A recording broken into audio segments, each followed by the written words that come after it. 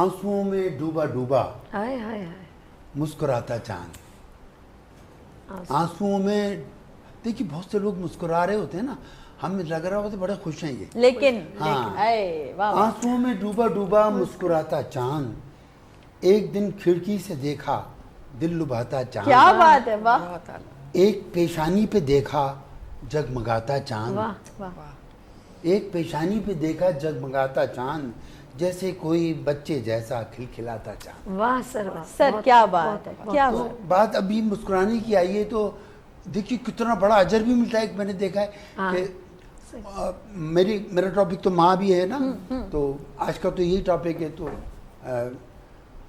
कि खुदाए पाक से मांगे जनाब मिलता है। हाय हाय। खुदाए पाक से मांगे जनाब मिलता है। खुदाए पाक से मांगे जनाब मिलता है, वो मैं अच्छा हो बगैर हिसाब मिलता है। क्या कहने, जो वालदैन को देखे निगाह उल्फत से, वाह वाह।